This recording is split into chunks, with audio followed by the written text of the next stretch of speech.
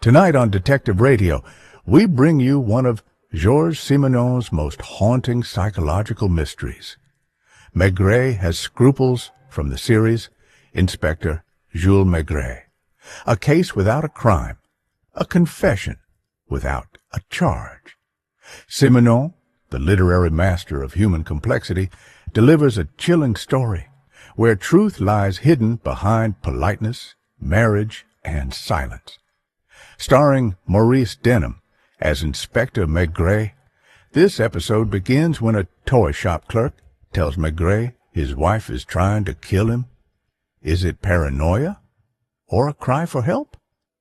As Maigret follows the trail, he uncovers a web of secrets where love becomes a weapon and fear pushes people to fatal conclusions.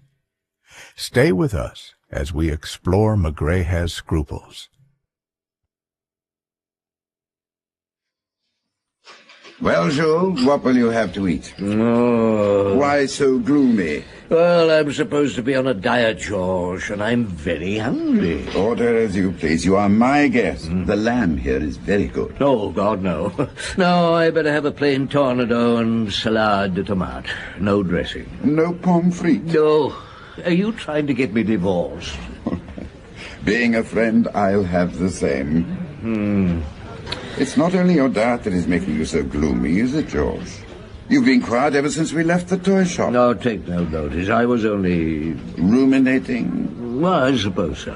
Why should buying a Christmas present for a child, and thank you for your advice, I think the train set an admirable idea, but why should a toy shop cause such depression? Oh, yes, of course. You once had a case. Yes, that in a way began with a toy shop, a train set. One of your more difficult cases, Jules. Well, certainly one of my more complex, George. One that caused me... Well, it was a disturbing case. Although I can't blame myself for what happened, yet it's difficult not to. Do you remember how cold it was that winter? The damn central heating in my office started to play up. Did I say it was cold? It was like a furnace in my office. I couldn't turn the wretched thing down, nor could you, Clark. I can't shift it, Chief. Oh, I hate central heating. Makes the atmosphere heavy. Why couldn't they leave me my old stove? I could work there. I think they took it away because it was installed before you were born. Oh, I'm still functioning, although I may keel over in this heat. Well, we could open a window. Oh, then I'll catch my death of cold. Which is it to be, then? Well, I shall continue to work without further complaint. Good, because there's a man waiting to see you. Purpose of call, personal and urgent. Will you see me ask you specifically? Well, why not? We're certainly slack at the moment. A lot of influenza about. Seems even criminals take to their beds when they get a little cough. I'll show him in, then. What's his name? Monsieur Xavier Martin. I must apologize for troubling you, Chief Inspector. Please sit down. You must have lots of calls, like people with their little troubles, convinced they're interesting, and I hesitated a long time before bothering a man as busy as you. Let me assure you of that. I've repeated to myself many times what I was going to say, but now it's all getting muddled up. Look, if you would sit down and I prefer to stand. Look, try to be a little calmer. I might be able to follow just because you. I've been to Dr. Steiner, well, that doesn't mean... Well, just a visit for less than an hour, that couldn't mean that I am mad. Look, I'm sorry, monsieur, but you must explain. Perhaps I'm a little dull-witted today, the heat in this office. Dr. Steiner. Yes, I know him, one of our best psychiatrists. He's very thorough. I assure you he found nothing wrong with me. Now, I want to make that quite clear. I'm perfectly sane. But my wife... Well, may I smoke? Yes, of course. No, not for me, thank you. Yes, of course. You smoke a pipe. I know quite a lot about you. I'm sorry. I ought to control myself better, but... well... Allow me. Thank you. Splendid lighter. Yeah, present from one of my inspectors. Well, please go on. I've forgotten what I was saying. It would be better if you asked me some questions. Oh, no, you can't do that, of course, because you don't know what it's all about. Look, I'm listening. I work at the Grand Magasin de Lune in the toy department. Trains. You're quite famous, Inspector. In my own way, I'm quite famous too. I'm considered the greatest expert in toy trains in the whole of Paris. Why, we have an exact reconstruction of the Saint-Lazare stations, which I built myself. And don't imagine that our customers are just children. If you saw... Am I boring you? No, I said I was listening. In any case, it wasn't about electric trains that I came to see you. No, my wife. I live at 17 Avenue du Châtillon. I've lived there ever since I was married. That's why I went to see Dr. Steiner. Because of my wife. Well, I don't want to make any wild accusations, but... Yes? I think she has been meaning to kill me. Oh, I see. Mind you, I haven't any positive proof. Just a kind of... a moral proof. Trifles which are unimportant in themselves, but which, taken together, end up meaning something. Yeah, well, now, I'm not very well educated, but I've been to various libraries to read books on mental disorders, on neurosis and psychosis, things like that. I couldn't understand them properly, but they've made me think. You're not being very coherent, Monsieur Martin. But if I understand you correctly, you suspect that your wife is not in a normal condition. Something like that. But this is more tangible. I think you'll find it to be zinc phosphate. I've had it analysed by a friend. Could you have it checked? I've looked it up. I've read quite a lot about poisons, how to use them, things like that. I think you'll find that it is very lethal if given in large doses. Once it was used for medical purposes, but proved too dangerous. Where did you find it? In the house. In a cupboard behind the detergents. Not just a few grams, a whole bottle full. But as I said, a few grams wouldn't kill you, although you could get very bad stomach pains. And that's what I've been getting for the last few months. Which means that if this is zinc phosphate, you think your wife has been using it to try and poison you. Just then the phone rang. It was the Chief of Police, demanding my immediate presence to discuss the details of another case. I asked Martin to wait, expecting only to be away for a few minutes, but it took me longer than expected. No doubt your superior was a very talkative man. Correct. When I got back to my office, my nutty pigeon had vanished. Walked out without a word to anybody. Wasn't he free to go? No charge had been laid. Perfectly free, but I was worried about what he'd told me. If his wife was trying to kill him... in the end I decided he was probably a crank. We get a lot of them in the course of a year. Well, I wasn't at my best in that steaming office that morning, so I shoved on my hat and went home for lunch. Boiled fish again. And a nice salad. Salad. That's the third day running. Oh, well, I thought... Louise, are you on a diet? Oh, I'm bursting out of my dresses. I should lose a little weight. Well, I'm not on a diet. Well, you should be. Louise, is there any reason for this? Losing a little weight is always a good thing. Yesterday I noticed you pause for breath coming up the stairs. I thought you were out of breath. That's why I stopped. Oh, we should have a maid, save you doing the heavy work. You think I'm growing old? No, I didn't say that. It sounded like it. How could that be at this time of day? I'll go.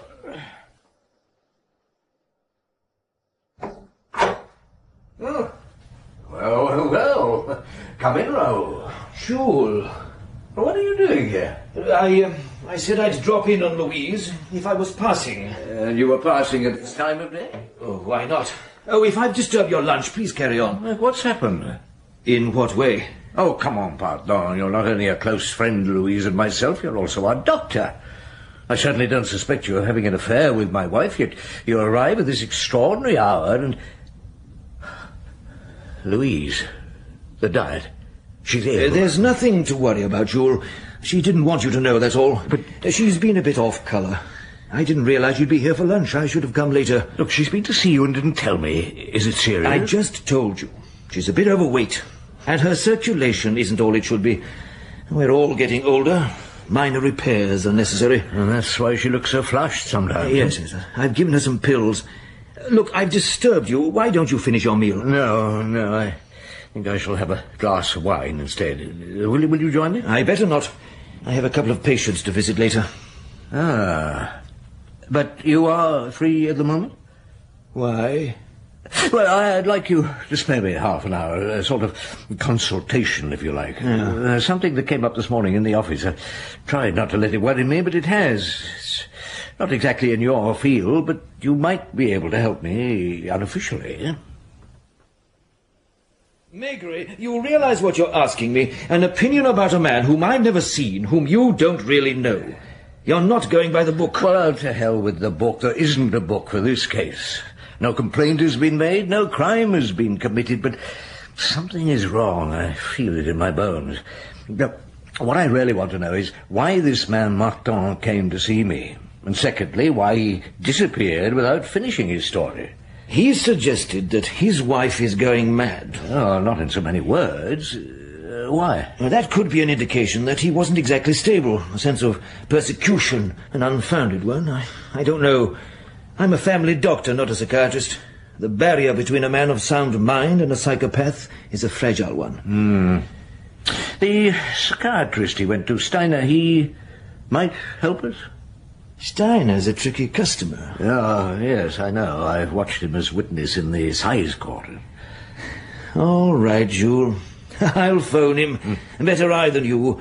As a doctor, I might get something out of him. I'll let you know later if I have any luck. Oh, I'm going past the Quai des Orfèvres. Do you want a lift? I'll just tell Louise I expect to be in for dinner the usual time.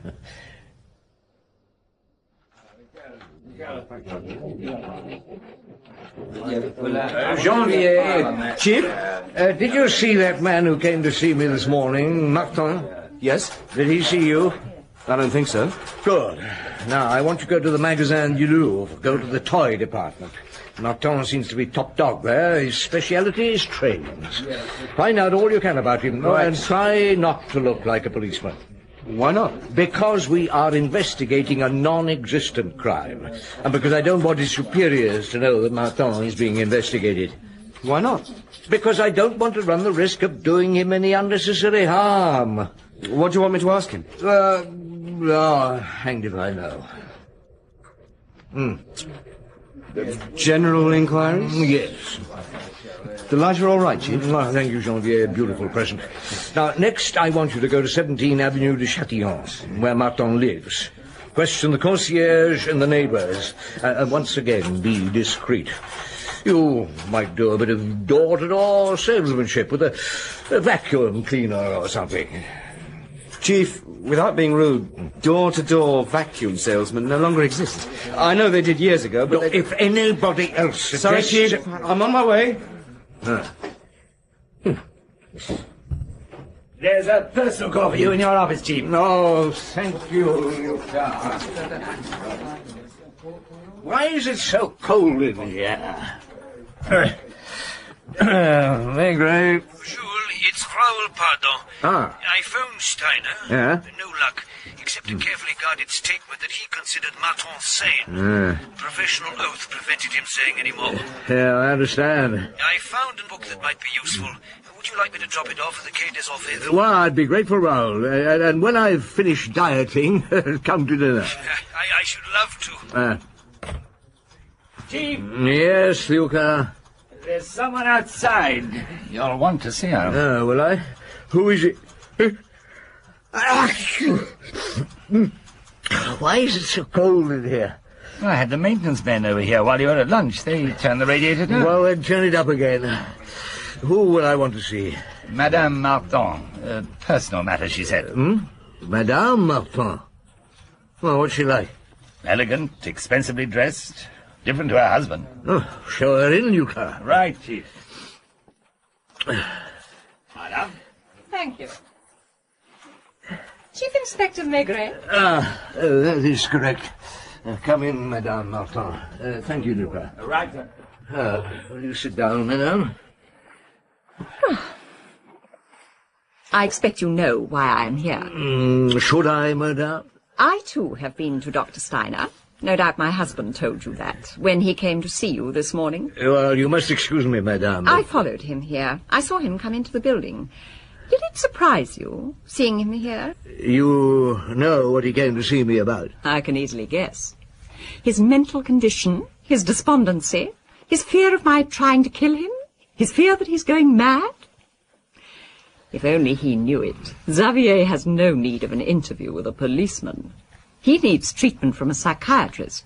I've told him that. You suggested to him that he might be neurotic. Of course. When you consider his behaviour, what else could I do? He's always been a little odd, but lately... First, he came home complaining about his superiors in the store. Next, about a new salesman whom he accused of trying to worm secrets out of him.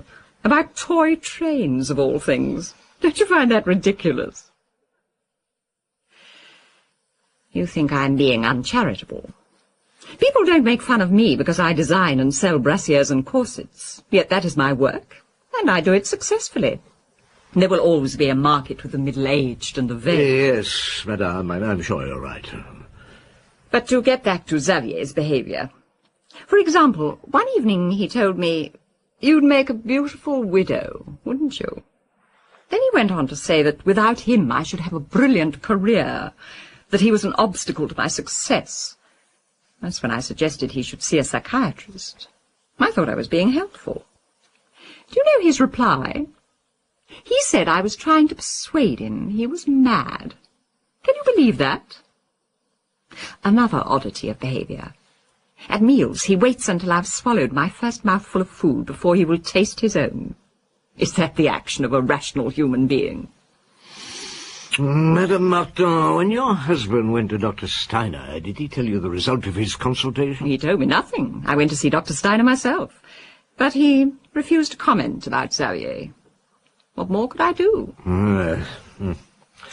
After my visit, I found Xavier even more difficult, more secretive than ever. Then yesterday he suddenly said to me, "Whatever you do, no matter how cunning you are, there will be somebody who will know about it." I was afraid. That's why I followed him here this morning. Well, I've tried to give you some idea of the situation. Now I'm ready for any questions you may care to ask me. Exactly why did you come to tell me all this, Madame Martin? Do you want your husband certified? I don't remember saying anything which would entitle... Look, you've just admitted you are afraid of your husband. I'm afraid for him, not of him. Because whatever happens, I am capable of defending myself. Yes, I'm sure you are. Then what do you want me to do?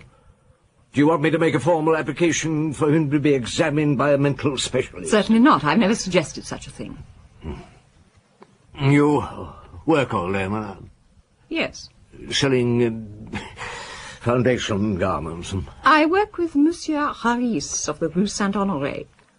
I receive a fairly high percentage of the profits from the business, although I have no share in it. Nonetheless, you're in a good position. Better say than your husband's, right? Well, I hadn't thought about it. I suppose so. Why? Well, sometimes a man doesn't like a situation like that.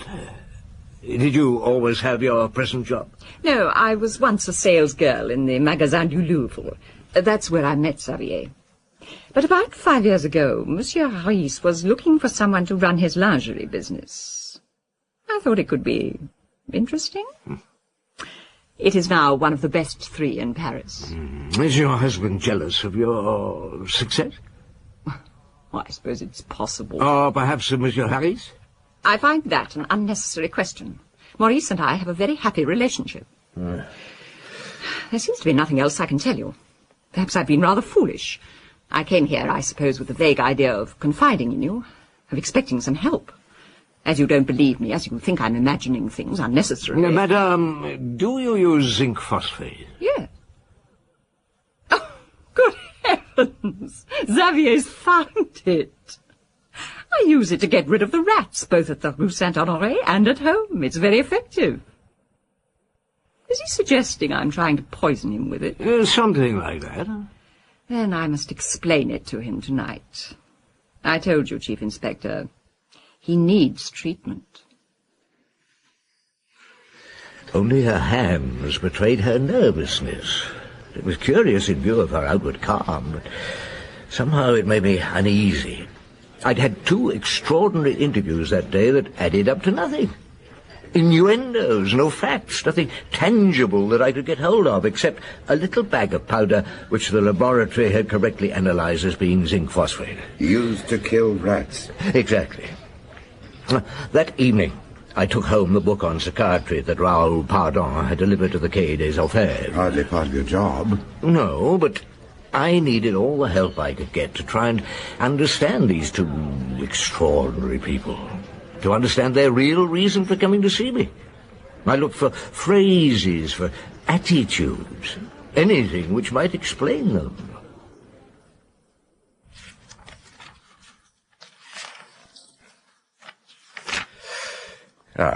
Neuroses. In Adler's opinion, the starting point of neuroses is an alarming feeling of inferiority and insecurity, a defensive reaction. Mental syndrome, the feeling of incapacity is dominant.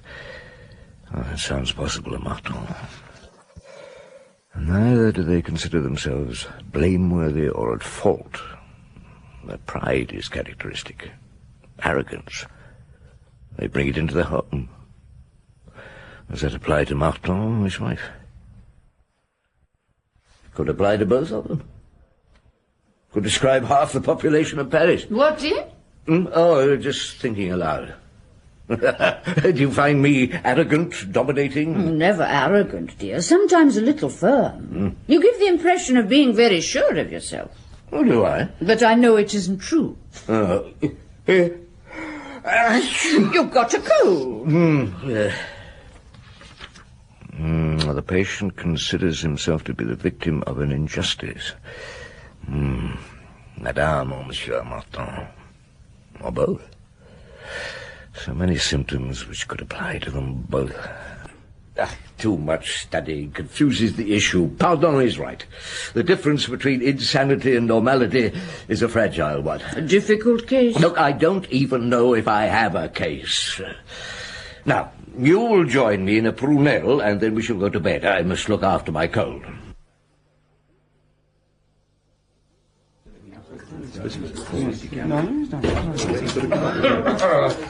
Morning, Chief. I thought you'd overslept. Good morning, sir. How's your cold? I haven't got a cold. Well, Janvier? Not a lot to report. Look, have you got a match? But you're lighter, Chief. Oh, yes, of course.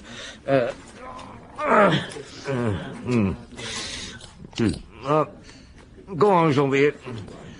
Well, to start with, I obviously look more like a policeman than I thought. Oh. Martin recognized me at once. I went up to the toy department of the Magasin du Louvre, and I'd only asked him a few questions about the trains. Marvellous displays laid out. Yes. When he said, "Tell Chief Inspector Maigret that it's a pretty shabby trick sending you here," he could get me the sack. So I left. I did better at the Avenue de Châtillon, though. Good. The Martins don't live in the apartment house proper. They have a small cottage at the end of the courtyard. The ground floor is almost entirely a kind of studio-cum-living room. How did you find that out? I used the insurance gimmick. I knocked at the door. A young woman answered. "Madame Martin?" I asked. "No," she said. "My sister won't be back until about 7. Giselle Martin has a sister. What's she like? She isn't a beauty, but there is something very feminine about her. It's difficult to describe. A kind of woman you'd like to protect. She wasn't interested in insurance, thank heaven, and she told me that both her sister and brother-in-law were already heavily insured. She lives with them? Yes. That's about all. Right. Lapointe. Chief? Listen, my lad, I want you to go to the Magasin du Louvre at lunchtime and follow Martin when he comes out. You'll get the details from Janvier. Right. Then I want you to go to a lingerie shop in the Rue Saint-Honoré, name of Harris. Oh, me? Well, I couldn't go into a place like that. Oh, why not? You might have just become engaged. Why are you blushing? Well, it's just possible, Chief, that I... Good. Congratulations, Lapointe. So, you could be wanting to buy a nightdress for your proposed fiancée. Me, sir? Go on, she'd love one. Now, Janvier. Lapointe, you don't have to buy one. I just want you to find out all you can about the place. Did what you told me, Chief. I had no trouble in picking Martin out. He never knew who was being followed. Well, I should hope not. Oh. Well, he didn't lunch anywhere near the shop. Instead, he walked to a little cafe about half a kilometre away. That's where he met her. His wife? Oh, no, Chief. Well, who then? I think it was the sister. The one Janvier described this morning. Well, the age and appearance tally. They didn't kiss, but I think they're lovers. They looked so sad. Oh, ever the romantic, Lapointe. Well, I was just trying to give you an impression. Yeah, I understand. You think they're in love? Oh, I'm certain of it. I'm sure they aren't unhappy, because you can't be really unhappy when... Lapointe, a moment ago you said they looked sad. Well, yes. Sad in a way. Like lovers who aren't free to show their love. One day, Lapointe, you're going to learn that we can only investigate, charge, and prosecute on substance and fact. Never on impression, on supposition, on conjecture, which may be false. But, Chief, you've got to go through supposition and conjecture until you uncover a fact. You taught me that. Oh, did I? Well, get on with it. But this time let me draw my own conclusions. Well, after lunch they separated. I didn't follow either of them, but went to the Rue Saint-Honoré. I confess I was scared of going into the shop, but eventually I went in and asked for a nightdress. The woman who served me, or should I say attempted to serve me, was Madame Martin. She offered me a beautiful one. A model created for Princess Hélène of Greece. Yes. Do you know how much it was? 4,000 francs. So I asked for something in nylon. You what? No, I'm sorry. I didn't mean to... Oh, that's quite all right, sir. Her reaction was somewhat similar to yours. Yes. We don't stock nylon here, she said. Only pure silk and batiste. So I thought it was time to leave. Just as I was going, a well-dressed man came in and went straight into the office at the back of the shop. Madame Martin followed him. As I went out, I heard them laughing and looked back. Madame Martin reached up and smoothed his hair, and then kissed him on the cheek. They were completely at ease with each other. I won't swear that they are lovers, but... Look, I said I'd draw my own conclusions. So, Martin doesn't lunch with his wife, who works within a few hundred meters of him, but with his sister-in-law, and his wife... Maigret. Xavier Martin, Chief Inspector. I must apologize about yesterday, but I had to get back to the store. I wonder if I could see you again today. I can get to you before 6. Yes, I'll be waiting for you. I hope you understand about yesterday, Chief Inspector. Discipline at the store is very strict, and in my position... Quite. My wife has been to see you, hasn't she? What makes you say that? Nothing tangible. Her manner. Has she been here?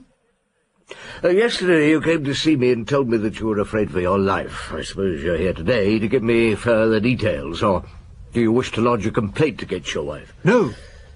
It wouldn't do any good. No, why have you come then? So that you will know that if anything happens to me, that I haven't killed myself, and that I haven't died of natural causes. No, I'm not mad. I told you about Dr. Steiner, but I'm still convinced that my wife will try and kill me. It was zinc phosphate, wasn't it? Yes. So, you see, I do know a lot about poisons, how they can go undetected. But I don't intend to go quietly. Oh, what exactly does that mean? I'm taking precautions. I'm not going to rely on the law, and if I have enough time... Monsieur, I'm confused. Am I mistaken in thinking that you intend to kill your wife, in advance, so to speak? Only if she has succeeded in poisoning me. I shall know. I shall be capable of action. Death by poisoning is rarely instantaneous. If I feel a pain in my stomach... don't worry, Chief Inspector. I'll be able to tell the difference between poison symptoms and indigestion. And I have a revolver at home. So, if you think you've been... No, not think. Feel. Feel that I've been poisoned, then I shan't hesitate. I'll shoot her. Oh, you made a very serious admission, Monsieur Martin. Not sure that I shouldn't send you to the special infirmary for examination. Is that really necessary? You can check with Dr. Steiner. Well... Oh, I see. You have already? Up to a point. Would you submit willingly to an examination by another doctor? Of course. When? I have to get time off from the shop. Well, tomorrow, about 11, would that be too early? That would be fine. You are a curious fellow, Monsieur Martin. Do you, love your wife? I did, once. Well, how does your sister-in-law fit into all this? Oh, you have been making inquiries. She came to live with us about 2 years ago. That's when I began to realize what Giselle was really like, when my eyes were opened. How do you mean? Her dislike for her sister. I found it unnatural.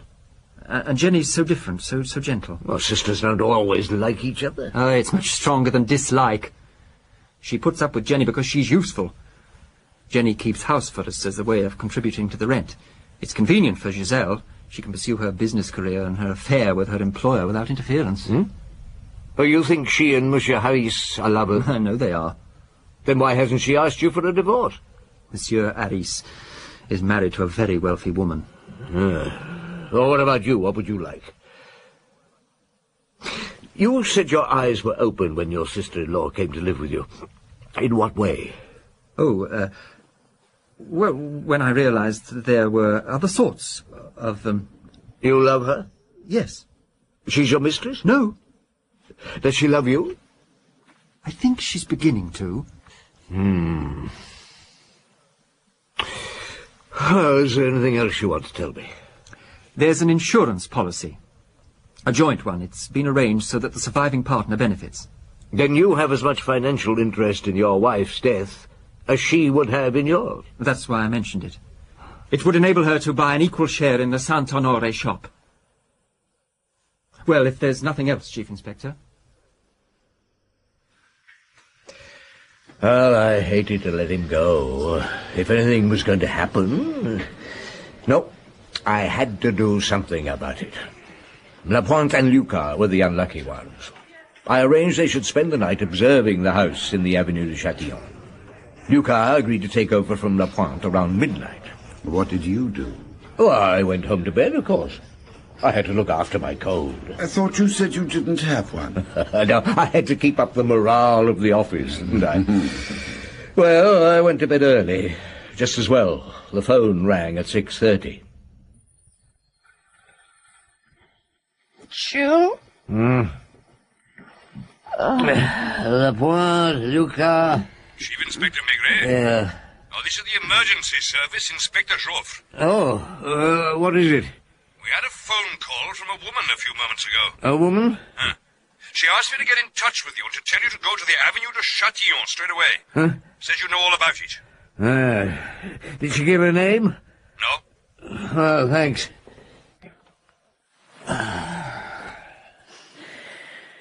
Which woman?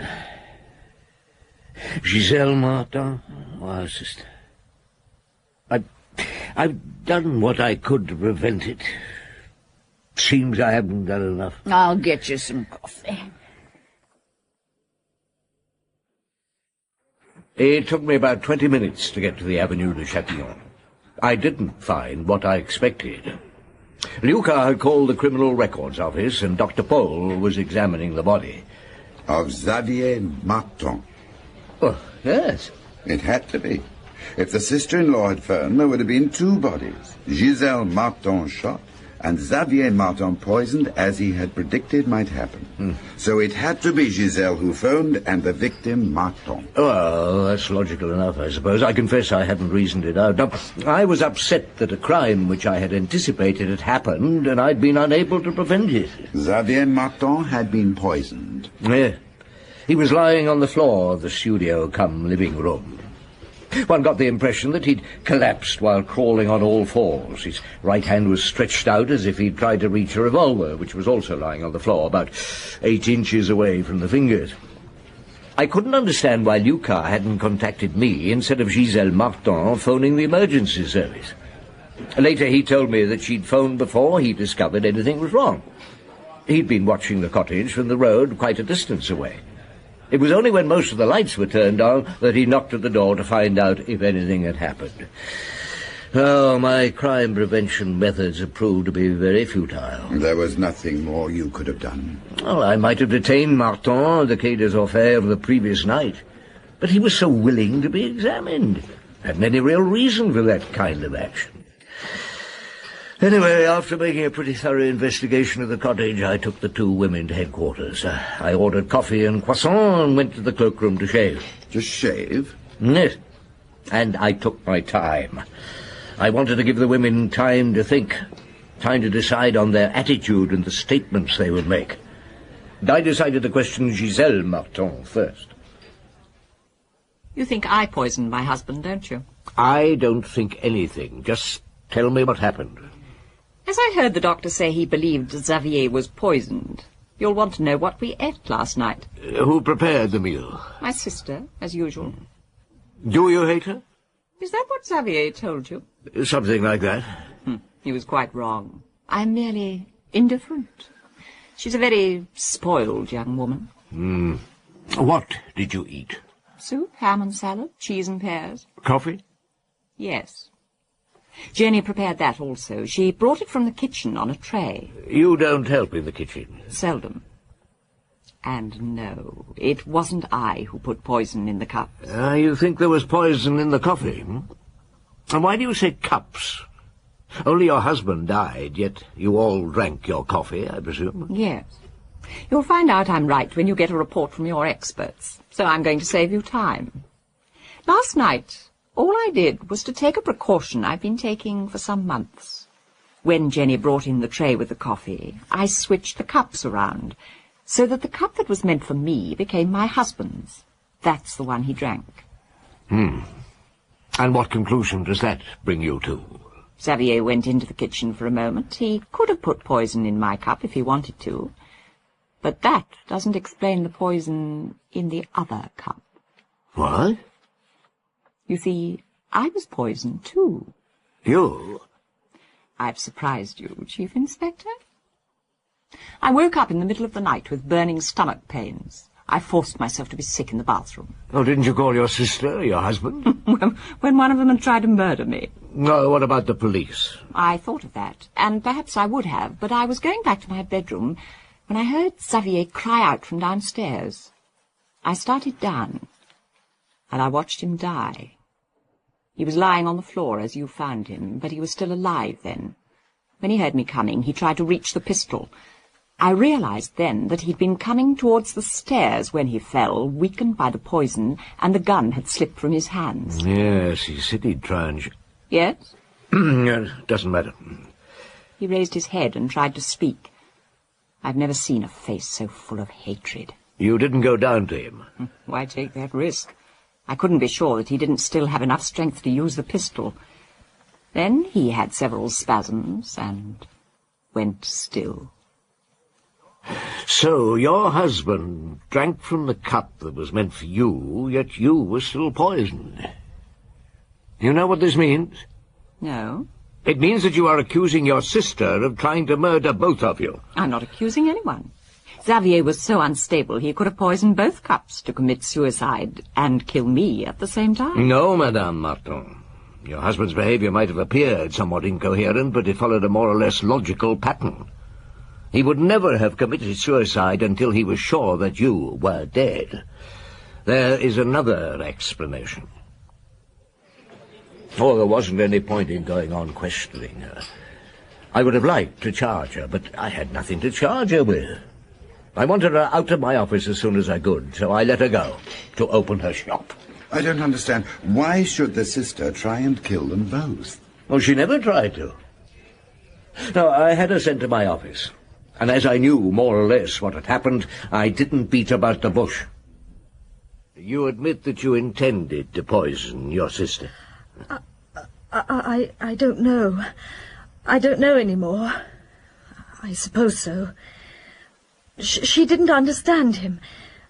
She was driving him out of his mind, suggesting continuously that he was unbalanced. She's very cunning. I think she left the poison around knowing that Xavier would do something foolish in the end. Did he tell you that he was coming for an examination this morning? Yes. That's what frightened him. I tried to reassure him, but it was no use. He was convinced that after he saw your doctor, you wouldn't let him go free again. No, it wouldn't have come to that. It looks as if he needed treatment. But... Anyway, that's what he thought. That she had won, and he only had one evening left. To free himself of your sister? Yes. So he decided to... Oh, go on. I'd made the coffee when he came into the kitchen. I had my back to him.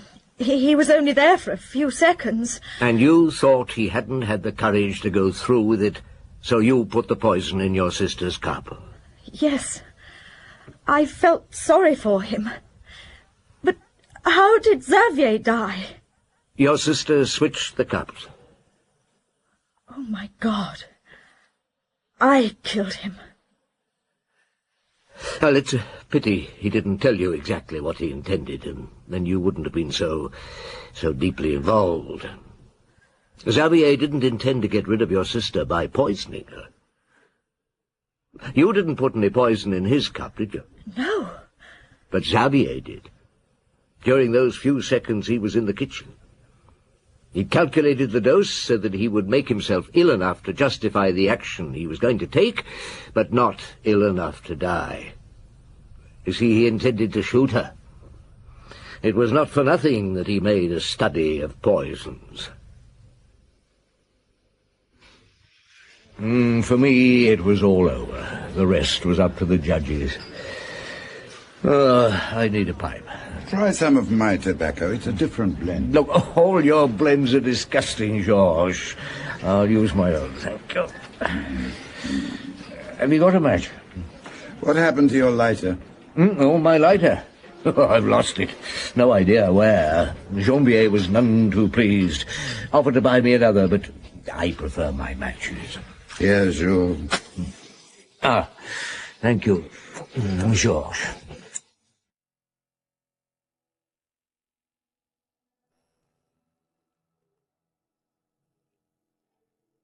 You are listening to a series of chilling mystery uncovered by Inspector Jules Maigret, written by Georges Simenon. If you like this episode, please subscribe and hit the bell icon so that you get the update for the next episode. Till then, stay safe, stay alert. Au revoir.